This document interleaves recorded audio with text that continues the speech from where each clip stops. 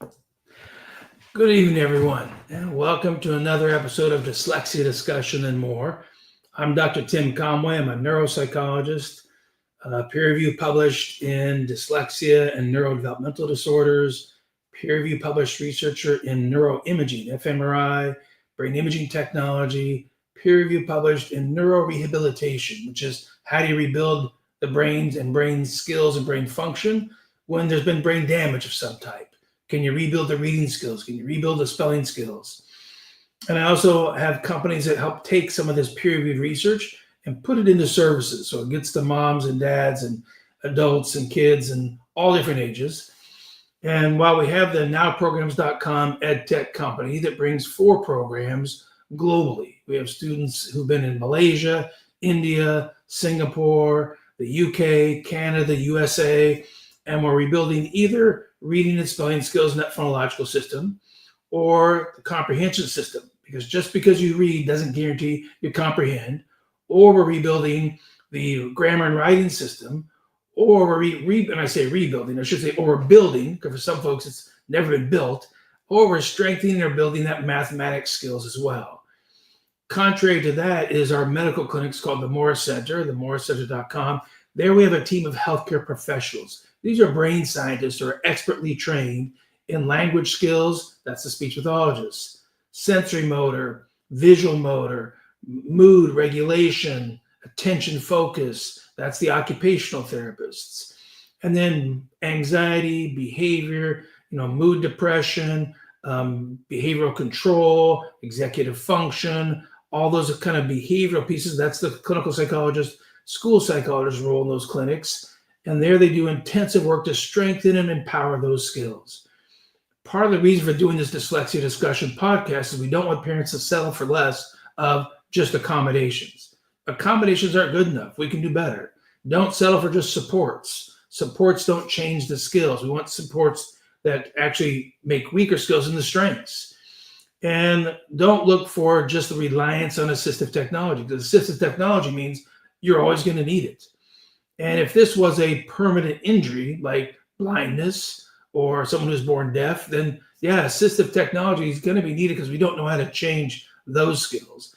But all the learning disabilities, whether it's math, reading, or composition writing, all of those have the potential to be greatly improved and changed a lot. So Stephen Yearout and I today are just going to give you a basic overview of some apps, because the goal of the apps is more exposure, more training, more practice, maybe even more personalized. But some apps take different approaches than others in how they actually are geared towards instruction. Some apps start up here at the actual content instruction, and some apps are lower level at the phonics instruction, and some apps are actually below that. And those are actually down at the pre-phonics, which means the sound basis first and the letters later on. Stephen, I just gave us a broad overview. How are you doing today, and how are things in big Texas? We got a lot of stuff going on in Texas right now. We're in the middle of one of our legislative years, and a lot of people down there talking about education and funding, special education. We got asked to come down on Monday to help talk and give our testimony also. So Amy and I are going to go down there on Monday and help support our families and children that have disabilities, and make sure that they get the education that they rightly deserve, and they have a constitutional right to. Yeah. So that's our civic duty as parents, as Americans, to make sure that our kids, all kids, it doesn't matter what level your ability or disability is, that all kids deserve an education, have a right to an education. And it's got to be more than just, hey, we gave you an opportunity. It is make sure that all of our kids can be the best version of themselves 100%. And get the most out of what we're paying our tax dollars for. Yeah. which is, to educate the next generation of the people who are going to run this country. Absolutely. And I think that's a great lead in, Stephen, to where we're at for the podcast today, which is, can apps help that educational instructional purpose? Now, full disclosure, conflicts of interest, potential bias. Stephen and I both get a paycheck from Now Programs company. And we're going to end the podcast talking about an app that company has built called LipLetter Land. But our goal is not to promote one app. Our goal is to just give a really unbiased, or as unbiased as possible, overview of what we've learned about 5 other apps. We're going to talk about Khan Academy Kids. We're going to talk about Reading Eggs, Learn to Read. We're going to talk about the Learn to Read Duolingo ABC app, the ultra popular ABCmouse. I think people really love that name as well. I think it's a killer name. And then there's also another called Homer Fun Learning for Kids. And then lastly, we'll talk about LipLetter Land. And we'll just describe some of the functions, some of the goals. We had a developmental educator who has specialist expertise in education, more than 20 years in the field of education, and bachelor's degrees in education and certifications in elementary and middle school education. We had him do a deep dive in each of these apps. We thought about bringing Mr. Harris on board onto the podcast today, but unfortunately, if you bring Harris to talk about these apps, Stephen, I'm pretty sure could talk an hour about each one. And we just don't have that kind of time. So we've taken Harris's detailed review and condensed it down to some like top key elements and key points on each of the apps. That sound fair enough, Stephen? I think that's a pretty good description of it. Got it. So top of the list, we've got Khan Academy. And for those of you who don't know, Saul Khan is a dad who wanted to actually make more educational resources more available. And he started making videos to help his daughter, who I think was having trouble learning math. Is that right, Steve? Math was the first area. And then people started finding out about his YouTube videos or educational information, started asking access to it. Then he realized, it seems like lots of kids can use these resources. And so Saul Khan has done a tremendous job building a great academic resource to families. And this is now not like Khan Academy, the YouTube video-based delivery of services and information. This is a animated app. From what we understand, it's more like classroom instruction. It's their Reading, Math, and More app. And it's got really great graphics. It's got great animation in there. The characters are talking to you. There's a little quick precursor test where it's trying to see if the kids can touch and drag on the screen. Can they touch different points on the screen? Can they follow simple directions? It's kind of an early pre-check. And then it gets on into some basic vocabulary measures there as well to see what words does the kid understand. And then even gives you some cues and feedback like, hey, this might be a little tricky. And it kind of prompts your child to think about what's going to happen next. So from the Khan Academy app, the different details that we see happening in there, there's some mathematics instruction. And it might be, progression of ones to base tens. And it's even some prompts even if you don't count. So help kids who are needing to learn how to count. So it might have 4 objects on the screen and it says touch each of the hats and it counts with you. 1, 2, 3, 4. It says there's 4 hats. And then fireworks go off, animation to keep the kid engaged. But then they also go into some vowel lessons, some consonant lessons. They're doing some drag and drop pieces with words. They're doing some first letter finding. And they're also looking at some clues like coloring slowly kind of fade to a gradual release model that kind of keeps you engaged in what's happening in the app itself. Stephen, comments, thoughts, updates, information about that as well? So I would be very surprised if the viewers, listeners have not heard of Khan Academy. Sure. Because this is the program that the majority, I know here in Texas, the majority of the ISDs here use Khan Academy in their classrooms every day. So from what I've seen, this is based off of all of their lessons and directing instruction from their app-based platform. Gotcha. My kids used Khan Academy, growing up, when they were struggling in math or especially when they couldn't get, when they got into algebra. Right. They were using Khan Academy. So, I mean, this is definitely something that parents should, I would say parents should take advantage of, because Yeah, this is a platform that their kids already yeah, know. The instruction is very similar, if not identical, to what they're used to in right. the classroom. So, and again, there's 1,001 different apps out there for education, so we Yeah, can't review all of them, right? So we went and looked at the top 5. yeah, And I say top 5, and not in any order, and not by anybody's measurements or anything like that. Just the top apps that people have heard about. So yeah. They've got popularity. They've got ratings. Like Khan Academy Kids has had 101,000 ratings, and it's got 4.8 stars. That's pretty powerful rating. That means of the people who take the time to rate it, it's made for kids age 0 to 5. So it's supposed to be the earlier education app. It's a lot of guidance, a lot of instruction. There's some phonics in there. There's some memorization in there, exposure to content. There's some book storytelling. It says, let's see what happens at the end, and tries to get the kid engaged in the story. They try to model some sounding out of words, like the word beans. They've got a "ba," they got an "e," they got an "ns." And some educators will not like that they actually put 2 sounds together as if they're one sound. And other people won't care. It's just showing the kid how to sound out pieces. But there's mostly some passive instruction. There's a little bit of direct instruction, but it's an overall generally engaging app to expose your kids to literacy and expose them to some math concepts as well. True of almost every app we're going to talk about today is that the number one thing is the app's not going to do this a great job by itself.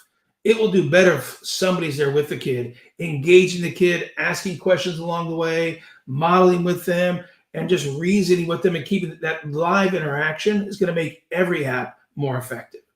Well, I mean, that really goes down to computer apps, and even in the Dyslexia handbook that Texas has, it talks about computer-based learning really is it's a complement.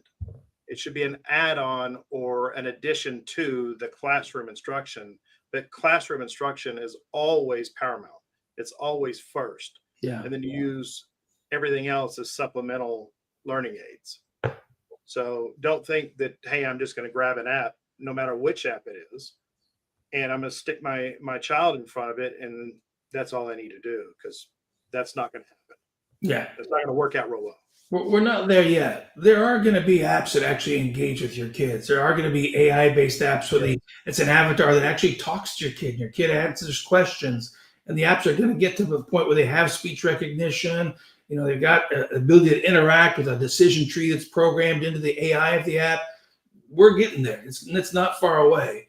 And the nowprograms.com company is hoping to build some of those ourselves. Our after LipLetter Land is going to come another version that's got a little bit more engagement.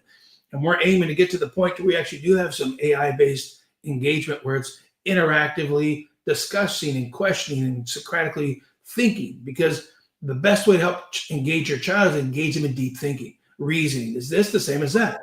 Which one is this and which one is that? And that questioning, getting them to respond and choose, that gives a lot more engagement. The frontal lobes are engaged. This is like the conductor of the orchestra. It's really pulling parts from visual and auditory to pull the pieces together. So always know that the apps today by themselves are going to be informational, but I also have to caution and say, American Academy of Pediatrics still recommends no screen time until at minimum age 3. Took my thunder. Well, we'll hit the same thunderbolt. No screen time really until no sooner than age 3. It's not beneficial. It's not the same level of engagement, and it actually is more likely to do more harm than good. One study I saw showed that if a child has an hour of screen time a day, on average, they'll miss out on about 10,000 words that someone could have been talking to them with. When you add up those 30 hours, over the time, you're missing on language exposure. You're missing conversation, discussion, exploration. And so the app's actually really going to hinder that language development, because the brain is a experience-dependent plasticity organ. The more experience it gets, the more it can build the skills. But if nobody's really talking to you and nobody's really gauging you through it, you're not going to get as much experience, and it's not going to really help you have the same kind of impact. And we appreciate Mr. John Alexander and his support on good stuff, impactful and life-changing now. And John, if you don't know him, does life-changing his work himself through Reichert House and other groups to help empower kids. So we thank you for John for that input and that support. Stephen, let's jump on to the next one. Let's go over to reading eggs. Now, reading eggs, lots of different price points. And I'm not really going to get into the pricing, the subscription, all that kind of stuff, but it's geared for 4-year-old and above. On the Apple Store, it's got 4,300 ratings, and it's 4.6 stars. It's really targeted to actually be teaching phonics, some memorization, and some phonemic awareness. And it does that through alphabet games, spelling games, some phonics activities, some word puzzles, some nursery rhymes, and about 4,000 storybooks. So like, this is the app. If you want your kid to be involved in a lot of stories, you got 4,000 books right here on this app with pricing that ranges somewhere between $10 a month all the way up to, I think it's like $70 for a year. So maybe steeper for some folks, but others, but 4,000 books is quite a lot of access to material. They've got Reading Eggs Junior, which is 2 to 4-year-olds for pre-reading skills, little phonemic exploration, little alphabet knowledge, fun alphabet game activities, some videos, some read-along books. Then they've got Reading Eggs for ages 3 to 7. This is where they see that children are taking their first steps in learning to read. You're going to do more work on phonics. And for those who don't know, phonics means letters. It's the alphabet letters and practicing going that visual symbol with the acoustic sound that goes with it. So what's that symbol? What's that sound? What's that symbol? What's that sound? It's beginning to match that visual and auditory connection together. And that's one way to begin to do some early reading. In contrast, what we'll talk about last with LipLetter Land, it goes to a level below, because all of those phonological skills don't build with the alphabet. The phonological skills for most kids from 0 to 4 build at the spoken language level with no visual alphabet whatsoever. And that's really, we're going to talk about the neurology. Where does it come from? How does the brain build that phonological skills if there's no alphabet letters? And it's really just a fascinating part of how the brain works. Now, lastly, Reading Eggs, Learn to Read, also has a fast phonics for 5 to 10-year-olds. More systematic, more synthetic phonics programs to help emerging readers build some key phonics skills. Like, what does AI say? When you see a PH, what are you supposed to say? When you see a KN, do you say kanak, or do you say knock? And really beginning to build some of those phonics skills. Stephen, thoughts on that, where we're at so far? Thinking about that app, and it's a little bit different than Khan Academy Kids, a little bit different focus. Yeah, it's more focused on the reading aspect. Well, I mean, not more focused. It is solely focused on reading and the beginning stages of reading. Yes. Like you said, typically when we start looking at where do we want to be when what elements do we want in our reading programs, in our games that we're putting in front of our kids. Right. That's where we really need to start looking at what elements are in there, how are they putting them together, how is it really benefiting the kid from step one all the way through actual reading. Gotcha. Yeah, and I think that's a really good key point and a key differentiator between Reading Eggs, Learn to Read, which the name pretty much says what it does. It's learning to read app. And Khan Academy is more of the exposure to some reading activities and some math activities. So it's reading, math, and a little bit more. And so I think that's really well paralleled about how those two are a little bit different. Notice too that some of the apps give free trials and some don't. So you have to know what you're getting into when you download it. It's best to read ahead of time and look and see. Of the apps we're going to talk about today, 4 of the 6 have, no, I got it wrong again. Sorry. 6 out of 6 give you a free trial, but 2 out of the 6 require you to enter a credit card in before you start the trial.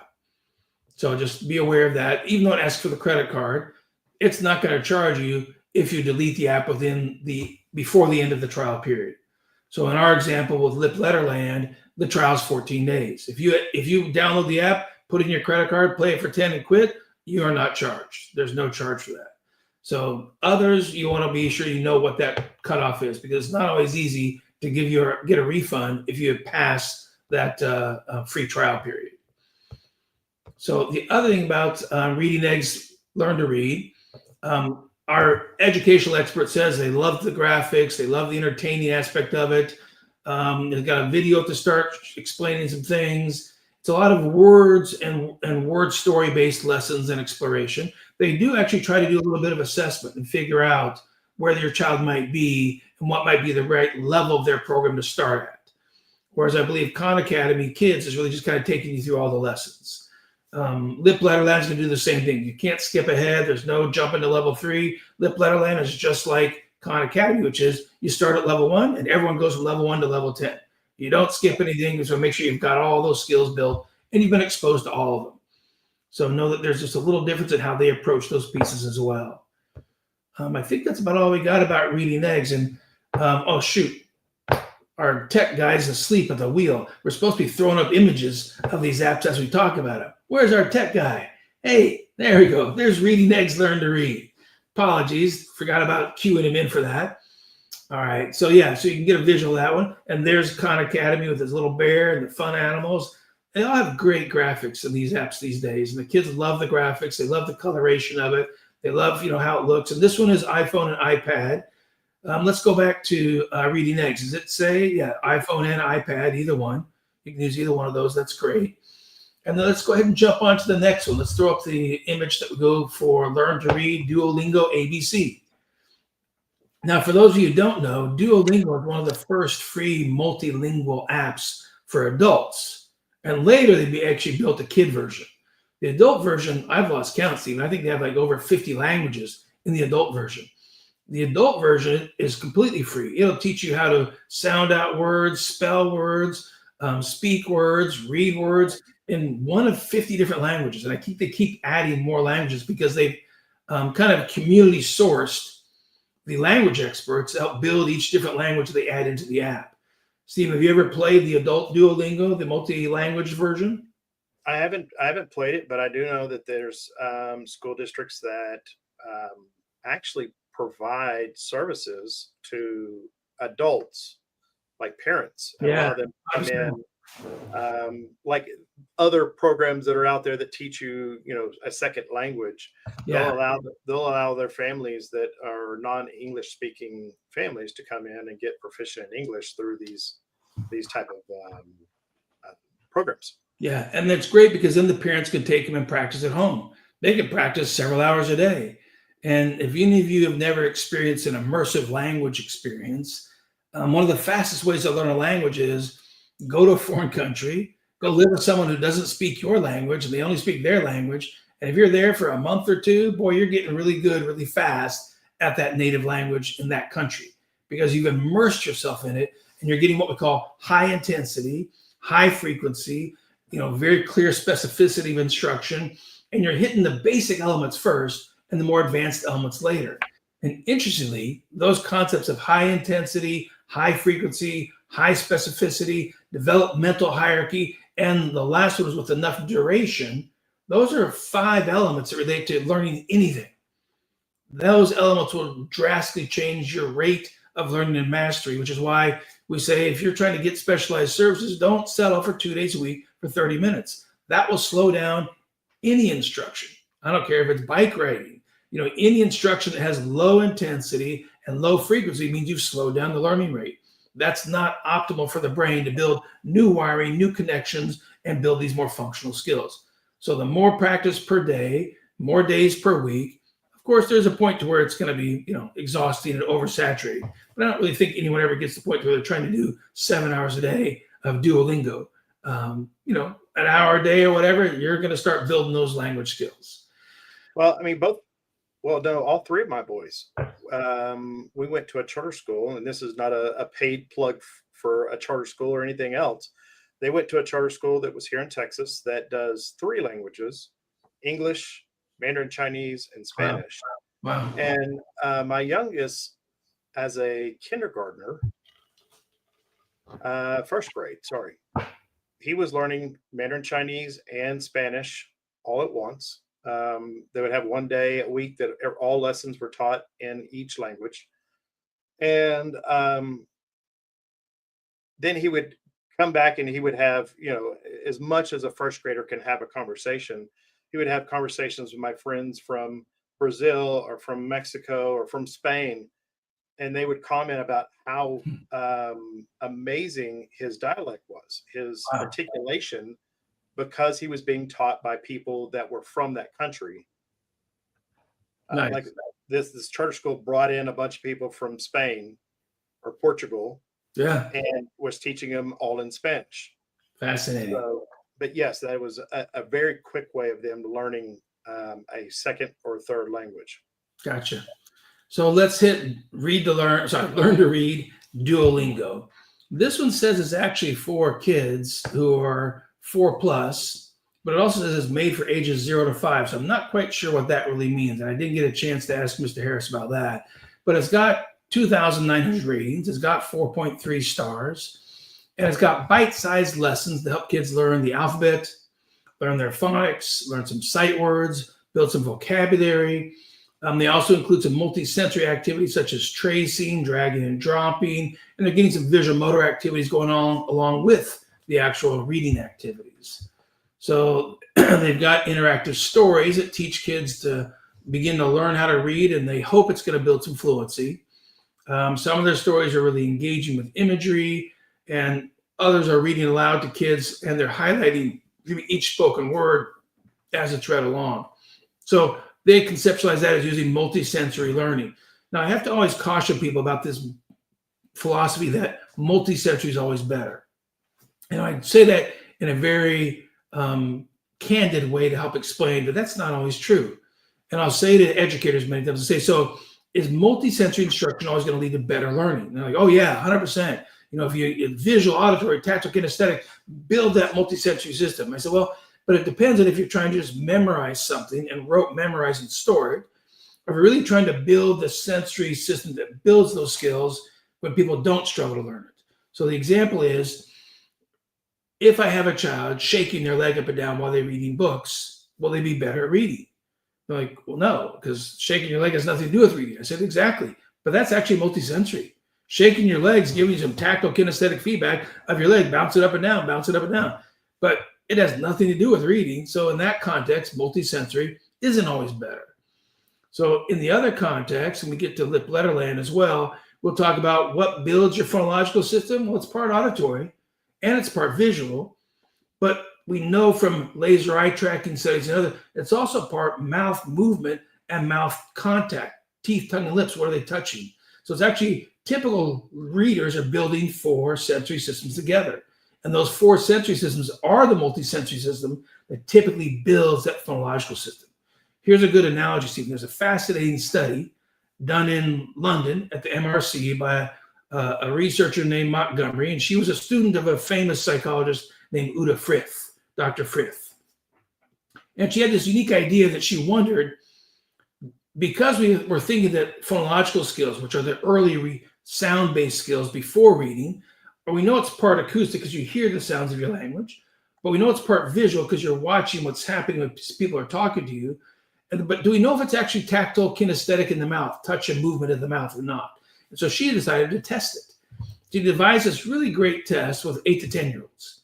She said a sound, the child said the sound back to her, and then she showed them 3 pictures of the mouth in like a side view. And one picture showed the tongue up behind the front teeth, like tapping behind the front teeth and coming down. One picture showed the tongue going up in the back of the mouth, hitting the back of the mouth. One picture showed the tongue sticking out between the teeth. So then what she did was, why they got the pictures there, first she said a sound. She said, and then she showed them the picture. Or she said, and then she showed them the 3 pictures. She said, which picture matches how your mouth moved? And she went through a whole bunch of different consonant and vowel sounds. The 2 groups in this study were a group of kids who had no reading difficulties and a group of kids who really struggled to read. Amazingly, the kids who had no reading difficulties were 90 to 100% correct on saying, oh yeah, it's that picture. My tongue was sticking up to my teeth for that TH sound. Oh no, it's that picture because my tongue's going up behind my teeth for that T sound, like in a letter T. or the G sound, the letter G. And so these kids had no doubt exactly how their mouth was moving when they made just those single sounds. The other group of kids were 8 to 10-year-olds who all had dyslexia. And she did the same thing, one-on-one. She said the sound, they said the sound back. Their mouth just made the movement. She showed them the 3 pictures and which picture matches how your mouth just moved. Now, what they did not give any of these kids was a mirror or a video screen. They couldn't see their own mouth. So they had to use what we call tactile kinesthetic or tactile proprioceptive feedback of where's my teeth, where are my tongue, where are my lips when I make these sounds. And amazingly, that group of kids who had reading problems were worse than guessing. They're about 40% correct at figuring out the picture. So research like that helps us understand that, yeah, multisensory is better, especially if it's tied to models of how the brain typically builds that skill. So a better way to build phonological processing is part visual, part auditory, but it's also part oral tactile and oral kinesthetic. And at the end, when we get to that LipLetter Land app, we'll talk about why we think that app is going to prevent kids from mixing their B's and D's. It's a really powerful piece of that app itself. So with that in mind, Stephen, other thoughts about Read to Learn, Duolingo ABC? So I was just going to see if you would talk a little bit more about, really quick, when it talks about, making the letter H and dragging it on there. Talk about when that is appropriate. I know that you were kind of talking about it just now, but this is beneficial, but in the right scenario or in the right place. Right. So can you talk a little bit about that? Yeah, and so what I think you're talking about is those visual motor skills. Right. And when do we want to be building those visual motor skills? And this is why, another reason why the American Academy of Pediatrics is right. We don't want kids on screen time before the age of 3. We don't want them to be drilled with, my baby can read flashcards and sitting in a high chair. You want them playing, engaging, interacting, climbing, doing sports activities, doing craft activities with crayons and paper and crayons and pencil, whatnot, because you're then giving that sensory input to begin to build better finger control and better visual perception. And then the visual and the finger have to go together to be able to form letters. But we really want to build the speech sounds first and go to the letters second. Because what we've learned from the brain and a very famous developmental psychologist, Piaget, is kids learn concrete things first, abstract things later. And what's abstract about sounds is the shape of the letter. There's no reason why the letter B has the shape it has. There's no reason why the letter A has its shape. The shapes have nothing to do with what sound comes out of your mouth. And so those are kind of abstract parts of sounds. But the sound, what your mouth looks like, what you hear coming out, and how your mouth is moving are actually more neurologically or more concrete sensory and motor parts of sounds. So getting your hand and doing the letter shapes, that's going to be a little bit later in the alphabet piece of it, but it's going to be really early in the finger control, the pencil grip, the crayon grip, the feeding skills, the pincher grip. There's all kinds of fine motor skills we want to be building through regular activities first before we get to school activities. All right. Awesome. Well, let's move on to our next app here. Yep. Let's go to ABCmouse reading math games. So let me tell you a quick story about this. It's kind of funny. I just got a new Android tablet, new Galaxy tablet. I'm sitting there setting it up, and it's taking you through all the different apps that you can automatically download, and one of them, ABCmouse, was one of the automatic downloads. Yeah, great marketing and advertising. Yeah. Yep. So, well, and the funny thing about it is I wanted to name our app ABC Mouth. And I thought, it's so close to ABC Mouse, we might get into a lawsuit. We better stay clear of that one. But I think it's a great name, ABC Mouse. But I love the combination that we're going to talk about with LipLetter Land. It's really about the ABCs and the mouth. Those are unique pieces that come together. But ABC Mouse itself is designed for kids really in the age ranges of 4 and above. It's got 915,200 ratings. and 4.5 stars. That's a lot of ratings and a lot of stars. So clearly it's like the top seller. And I think many parents are like, look, I'm paying $15 a month for this. I hope my kid's using it. And yeah, they've got lots of different price points. They have all different ranges of what you can buy, subscriptions, choices. I see 1, 2, 3, 4, 5, 6, 7, 8, like 10 different pricing points. It's a lot to think about before you download the app and get started. I mean, look at that. 36 million plus families have downloaded this game. Yeah, crazy. Which is, kudos to them. They've built an educational activity for kids. But again, as a parent and as a developmental brain specialist, I'm always going to tell you, but it's better if you play the app with the kid. It's better if you let them show you what they're doing. They can answer questions about it. They can talk to you about it, because then you're engaging speaking and interpersonal skills and some mom or dad time, and it makes the app more effective.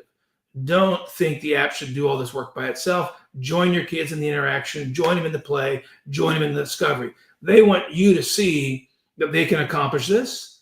They want you to praise them for what they are accomplishing. And it gives it value that you want to spend time with them, that, hey, this is something mom and dad thinks is really important. And they're more likely to play the app as well, which is some beneficial pieces too. But they've got some great, much like all the apps we're talking about, they've done an amazing job on the graphics, and they're all very entertaining. Yes. Which makes, I mean, as we know from having kids, that's the most important part, because if kids aren't entertained, they're not going to do it. Yeah. And let me tell you, entertain, I mean, ABCmouse says they've got 10,000 learning activities in this app. That is a lot of activities. They've got STEM subjects to reading. They've got art. They've got social studies. Your child can grow in all kinds of subjects while they play ABCmouse. And so it's got lots of activities, but it's also more like classroom instruction. They're trying to teach them content, teach them concepts. The parents can actually choose 3 different subjects and what grade level you want your kids to be practicing at. And then the grade level can be adjusted up or down over time as well, as the students are performing, to try to help avoid frustration. You don't want to set the grade level too high that the child feels like they're never getting enough things right. And there's all kinds of incentivizations, gamifications, animations, all those pieces that help keep the kids more engaged and keep them going. And it's got some gentle corrective feedback sometimes as well. And if the game really kind of pauses, it looks like the kid doesn't know what to do. At some levels, the game will kind of jump back in and try to help out. And they know that they got to keep you engaged. If the child feels completely frustrated by it, then they're just going to turn it off.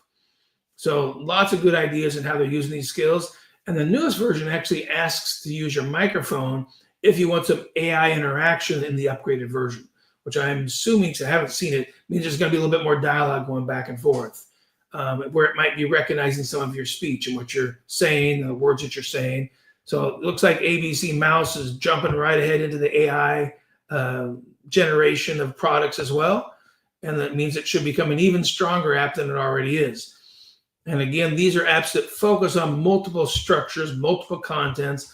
It's not reading only, even though it's called the Reading and Math Games app. It has a lot of other content in there besides just reading and math. Stephen, we miss anything about ABCmouse? Yeah, the piece that I really liked, much like Khan Academy has this, also the tracking of progress. Yeah. For us parents, and for me as a parent, that's one of the most important parts. I'm not just giving my kid a tablet or a device and an app just to babysit them or put them in watch them while I can go do any other things. I want to know that whatever I'm having my kids engage with is actually working. Yeah. There's some benefit to it other than just screen time. So, the tracking of the progress to me is a big, big plus. Absolutely. That gives the parents some feedback. They know what's happening, especially if you're paying for the app. And I should have pointed out, 2 of the apps we've talked about so far are actually free. Khan Academy Kids and Duolingo, Learn to Read, ABC, those are both free. There's no subscription. There's no cost for it. So even families who might have limited financial means, you can get access to some pretty powerful learning tools. But again, don't just turn your kid loose with the iPad or the iPhone and hope that they're going to figure it out on their own, or Android, whichever thing you're using. Work with them. Spend even 20 minutes together. Will have a much bigger impact on your child's educational experience than if you just give them the app and walk away. The apps are not designed to be babysitters. You won't see much progress out of that.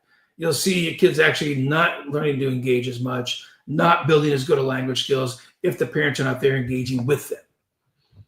So our last one on the list, Homer, fun learning for kids. And I really do not know who Homer is. I guess Homer is the cat, but I also, for some reason, when I hear Homer, it makes me think of Homer Simpson. I'm like, I don't see the Simpsons on this app, so it's a different company.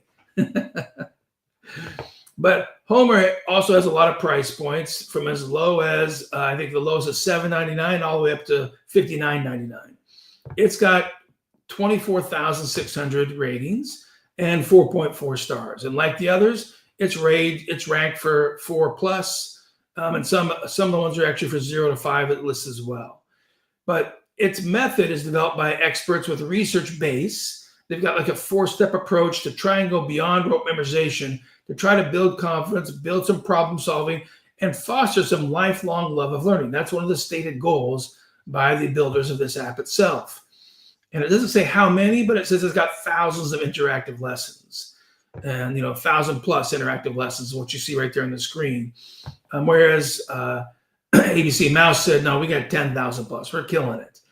But the interactive lessons, they're games, there's stories, there's songs, and then you've got preschool and kindergarten activities. You've got learning games for kids that'll improve their reading, their math, creativity levels in a fun way. And then you've also got the focus on, it's more like a classroom instruction. And so what Homer Fun Learning and for Kids is it's got graphics that are really entertaining. Its main focus does seem to be more of a visual memory, kind of looking and learning, and which is fine for some kids, but other kids don't really have the best visual memory system. And practicing the system that's actually weak doesn't always make it stronger unless the practice is the right developmental level. If you practice too high, the skills don't get better. It's kind of like saying if you have trouble doing addition and subtraction, well, then there's no point working on multiplication because you're still struggling on lower level skills. The higher level skills aren't going to help build the lower level skills. So you have to try and figure out where you're supposed to be, what's going to give you the best impact on what the kid's working on. It does attempt to provide some letter and sound practice. It does attempt to try to help kids to sound things out a little bit. It's a little bit of phonics, a little bit of phonological skills. And it doesn't try to include what we call some speech to print concepts by doing print to speech association. Speech to print means sounds going to letters, but they're doing it by going from letters down to sounds. So that's what we call print letters down to speech. It's the reverse of how the brain builds these skills. Every language in the world, you speak it first and you learn how to read and spell it later on. So it's always a spoken system precedes the written system. And I think, if I can jump in there real quick, I think that's really hard for the general public, parents, grandparents to understand, because that's the way that we've been taught, since school's been around, right? So we've always been taught that, A is a, or, E is E or eh, right? So they've always been taught those sounds and letters together. So it's really hard for parents and non-educator, well, even educators, to realize that how backwards that is to go ahead and add in the shape or the object that is going to tell you what that sound is. Right. So, breaking that bad habit, breaking that misconception is really, really hard. Yeah. Because it's just one of those, that's the way we've always done it.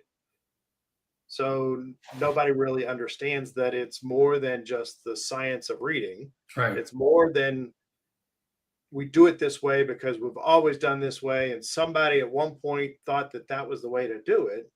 And what is the science of learning? How does the brain actually learn? Right. if we didn't have the little red schoolhouse, right? Yeah. How would the brain learn? Yeah.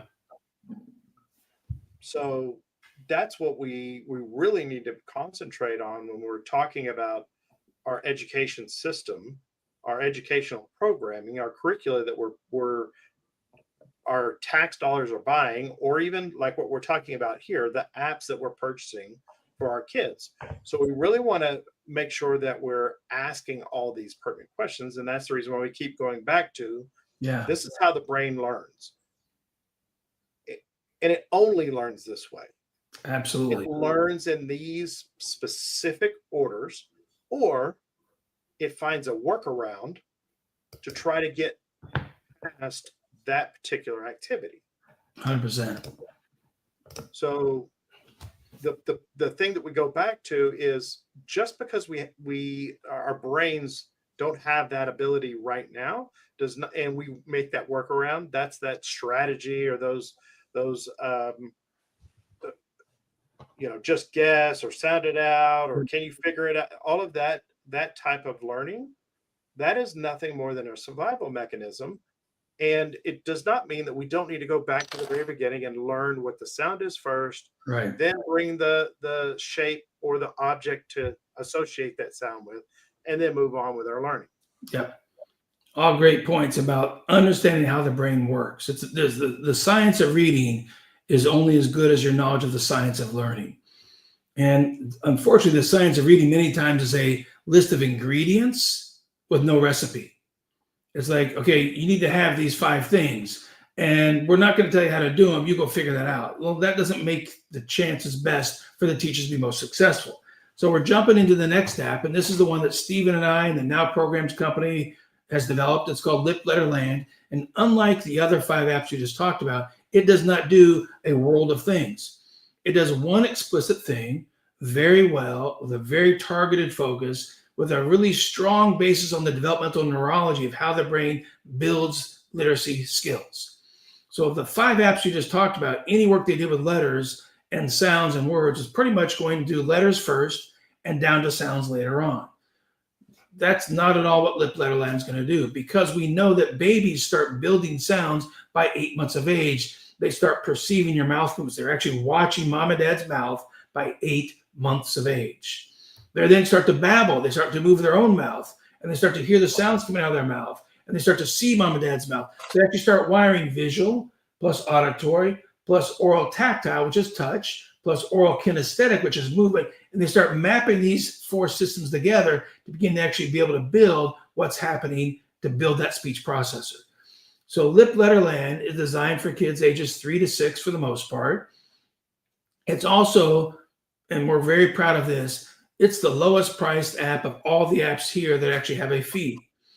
Schools who are part of Apple's discount program, they're educational partners, and they do a bulk download, schools can actually get this app for 50 cents a month per kid. Basically like $6.25 a year.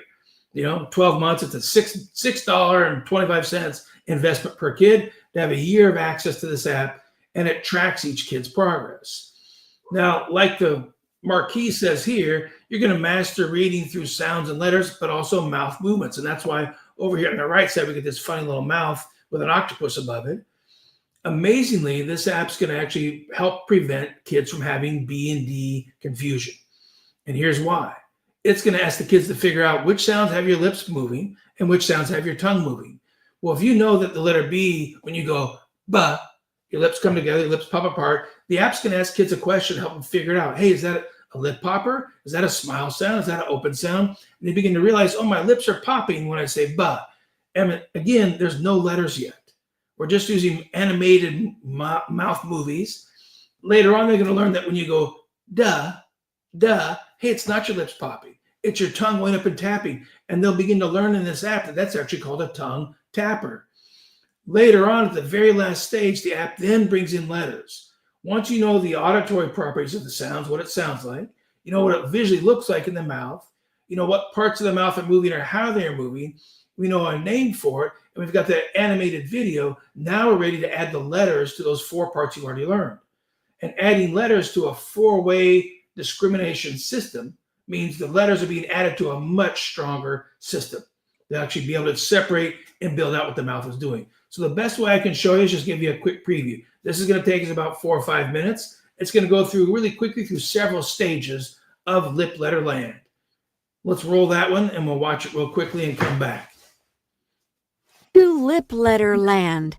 Let's explore letters and sound and the mouth movements they make together. Stuffed animals are hiding all over LipLetter Land. Let's go find them together. Along the way, we can talk about letters, sounds, and their mouth movements. Press the arrow to continue. Let's get started. Now listen and watch closely. E. Now you try it.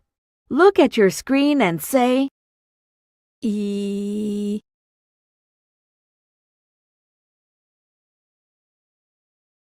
Is the mouth smiling like this? Or is the mouth tight, round mouth like this?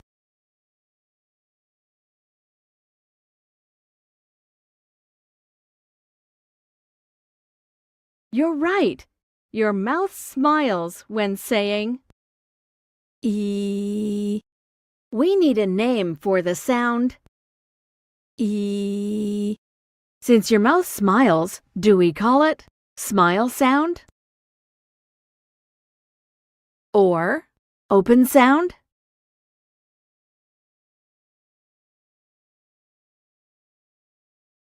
Great job! E is a smile sound because our mouth smiles. Listen and watch closely. E. Which mouth matches the sound E? Is it?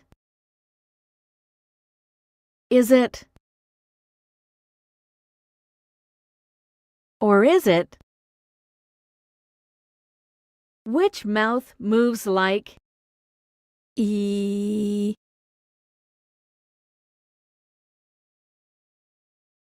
Great job! This mouth matches the sound E. Nice work! You found a stuffed animal! Watch how this mouth moves. Which sound does it make when your mouth smiles? Is it ooh, or ah, or e? Great job! E is the sound when your mouth smiles. This is the letter O. O makes the sound ah. For the letter O. Ah. Is the mouth smiling? Or is the mouth big and open? You're right. Your mouth is big and open when saying the letter O. Sound. Ah. Listen and watch closely. Ah. Which letter says ah? Great job! O. Says the sound ah. Ready? Look at this letter O. Which sound matches the letter O? Is it ooh, or ah, or e? Great job! The letter O says ah. You did it! You learned this letter.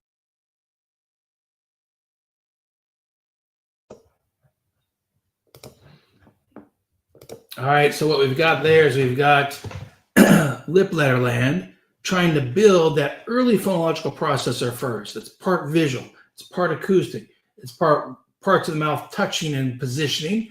It's part awareness of feeling your mouth getting to those positioning. And you practice these 4 first before we actually get to the letters. The letters come at the very end because that's what typically happens for kids who don't have reading problems. In age 0 to 4, they're learning all the sounds, all the movements. They're saying it back to you. You're speaking to them. And again, we know that by 8 months of age, most kids are looking at mom and dad's lips and watching them move. So they really start building this speech processor, or what we call phonological awareness, at a very young age. That's why it's really important you do not give the 12-month-old a screen, because they need to be looking at your mouth. They need to be watching you talk to them, and you talk and they try to talk back, and you want to keep building those skills over time. So we've got this app, and we just did a press release yesterday. Stephen, I'm happy to say that press release got picked up by 650 media outlets, including Yahoo Finance and the Associated Press, as a press release. And it got distributed out to an estimated total of 209 million people. Because this app right now today, it's priced at $6.99 a month if you just want to do a monthly subscription. And by the way, that allows you to have 4 different kids practicing the app. So it's basically $1.75 per kid per month. Unless you buy the annual subscription, then it's $49.99, and then you're actually getting it for closer to a buck a month for the kid. So pricing should not be an object for most people. If you get your school to buy it, your school can pay either 50 cents or $1 a month per kid. There's different ways they can structure it, but they get a 50% discount. That's why the pricing comes out a little bit different for schools. And as much as I'd like to say it's because we're altruistic and just trying to give stuff to schools, actually Apple forces you to do it. Apple makes you give the schools a 50% discount. And Apple, just for full transparency, Apple takes 40% of your revenue from the price of the app. So 40 cents on every dollar doesn't go to the app developers. It goes back to Apple for supporting the platform, the store, all those kinds of things. Now, Kimberly had a great question, and she's been waiting really patiently for this one. Oh, sorry, not that one. She has a great question about how's the Android version coming along for LipLetter Land. I'm happy to tell you, Kimberly, it's in production. This is week 2 of production of converting the iPhone LipLetter Land app into the Android version. So I'm hoping within about the next 4 to 6 weeks, we're releasing it in the Play Store, the Google Play Store, and you've got access to the Android version. Same pricing, same goals, but the goal is really, this is the pre-literacy app that comes before every app we showed you today. Because all the apps we showed you today are print letters going down to sounds. And we're going to reverse. We're going sounds first, and visual plus sound, and visual plus sound plus motor movements, and then we're going to letters later, because that is the proper developmental hierarchy of how the brain builds speech processors. Stephen, what do you think? You're a man with dyslexia, just like I'm a man with dyslexia. We both have gotten this instruction, but not from an app. What if we had had this when we were 3, 4, and 5? What do you think that would have done for us? Well, I definitely think when you take the bottom up approach, when you take the phonemic awareness, make sure that system is completely solidified and working correctly before you start moving on to the phonics and letters and then building into actual reading. I think we would catch a lot of our dyslexics a lot earlier. Yeah. In school, and I don't think you would have near as many problems in school if you start building out the instruction or the actual learning, the science of learning. If you build that out from the very beginning, Yeah. you're not going to have to pay that piper once you get to 3rd to 5th grade. 100%. Now you're really battling not only the disability, but you're battling the social emotional piece of what has happened with that child between kindergarten and whether they're at 3rd, 5th, whatever.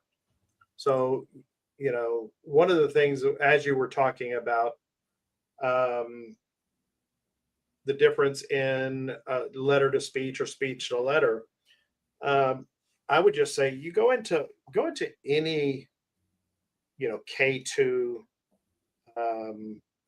classroom in America, and if they're doing spelling tests, look at what the kids are doing when they're doing the spelling words. What are they doing? They're mouthing the sounds. They're not writing them in the air. They're mouthing them. Right. So, when I finally figured out the B's and D's, because, I was one of those, did I ever really think that, I mixed my B's and D's up and flipped them? And I mean, that's what they said growing up. So, I mean, I didn't really see it. Yeah. But because if you could have seen it, you wouldn't have done it. So right. It's usually a lack of awareness that you're mixing B's and D's because you're not doing it on purpose. Right. You're doing it because that wiring's not really accurately processing the letter symbol plus the sound. Right. So once I understood that, hey, if I can feel it with my mouth as I'm saying it and I can hear it, that changes everything. Yeah. At that point, and I tell people all the time, I use that example. I'm like, you'll never mix it up once you're able to feel it. Right. When I say able to feel it, you know what you're feeling.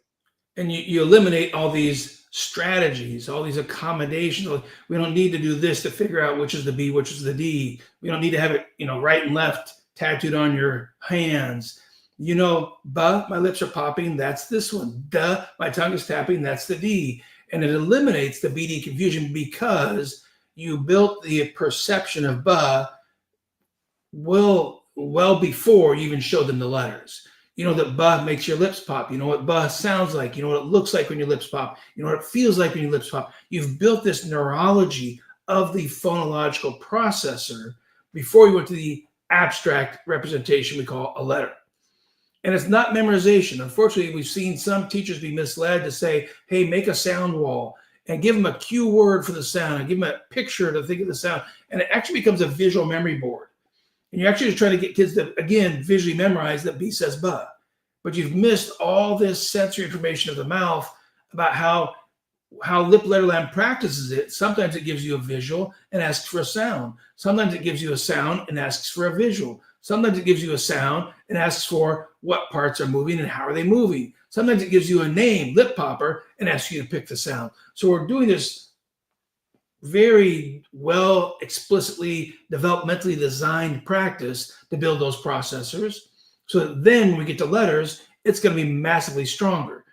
And the research study that preceded the building of this app was $1 million study with 5-year-olds. And it showed that when we took that sensory motor approach to building speech processing first and print later, that's that speech to print design, and we did steps beyond this app. This app stops at that point, doesn't go on to the others, but we go right there to the next one. And then you actually have to be able to connect the two together and make sure that you've got all the sensory motor pieces on target. And then you go to the actual alphabetic pieces. When we did that, plus the other stages of the program for that Now Foundations program, it's for speech, language, reading, and spelling, that research study showed that we could actually have more than 95% of kids reading on grade level, and we started that at the age 5.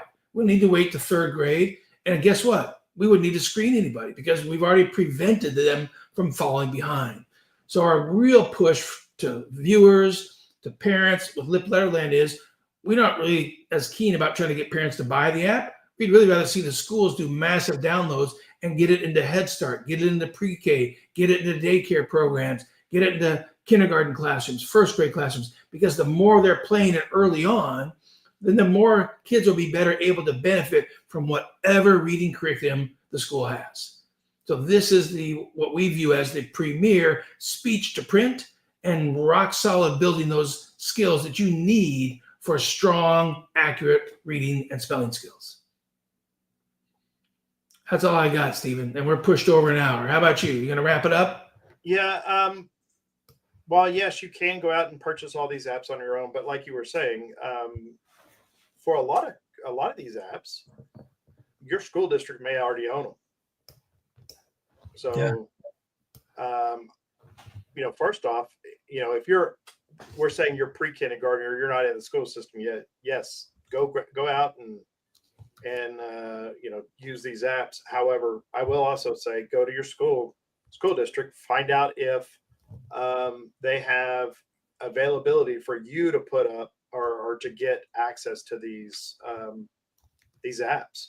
And if they don't have it, ask them to buy it. Yeah, 100%. So what you're looking at right now is this is what it will look like when you get to the App Store, and then you'll be able to see it there. It looks a little bit different at first. It'll give you a small icon. You got to click on it to get to this bigger screen. But hopefully 4 to 6 weeks, we'll be making another announcement that it's available for Android.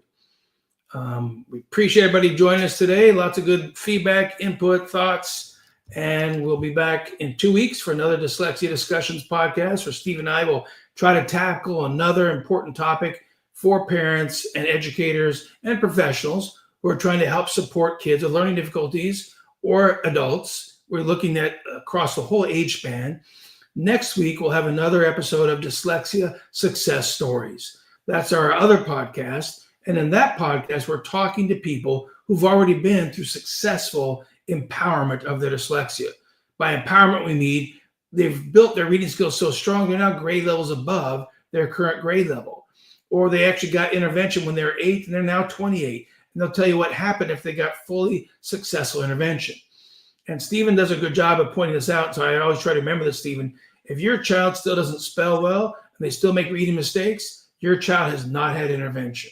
They've had some accommodations, they've had some specialized training, but full functional remediation, the child no longer makes reading mistakes. Full remediation, they should no longer make phonetic spelling mistakes. Full remediation, they're no longer mixing B's and D's, and they're no longer mispronouncing or misperceiving or misspeaking and saying they want to be pacifically clear, or they want to talk to you about that underlining problem, or they're really frustrated. They'd stop making those speech errors because you've successfully built that language processor and trained all those skills that come above it. That's the goal we want for parents and for educators with nowprograms.com, with the Morris Center, and with this new tool for teachers, for parents, and for adults. It's childish looking, yes. We'll get the adult version out later. You can have, Jenny the giraffe. It takes you through the tasks instead of Lucky the lion. But we want to see everyone exceed and succeed. Thanks again. We'll see you in 2 weeks. Thanks, Stephen. Thank you, technology guy.